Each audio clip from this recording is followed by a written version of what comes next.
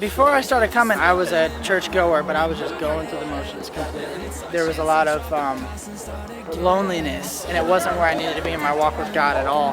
Today, people call themselves Christians but don't look anything like Christ. I think it's time to take that reputation back. I think it's time for us. How would you like to be mistaken for Christ? You're acting so much like Jesus. People go, wow, maybe Christ has come back. Before I came to a part of the fire, I went to this thing over the summer, and it was really humanistic, and it really made me doubt my faith.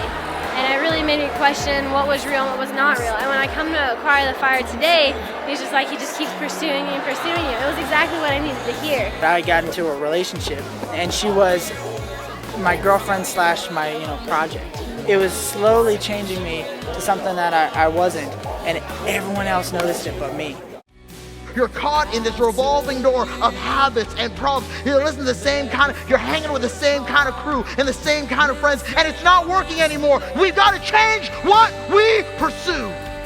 I went down for the altar call, and when I gotten down there, at first I was just like, I don't know, nobody else around me is, and then it hit me that nobody else around me is. Like, I'm thinking too much about what everybody else around me is doing. The moment when that one guy yelled out, captured my heart. It's just, and then everybody started saying it. And I actually went down to the front stage. I was just, my hands were in the air and I was crying. Jesus, capture my heart. Jesus, capture my heart.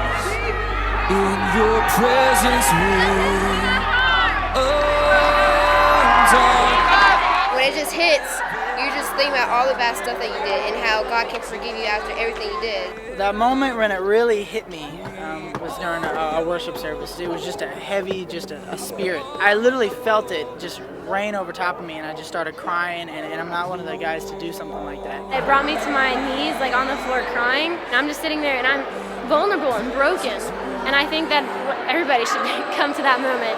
It shows us that God is real. I could say it over and over again, but until you open your ears and hear me say it, He loves you. He loves you. But now the time has come. The time has come for you to commit yourselves to this.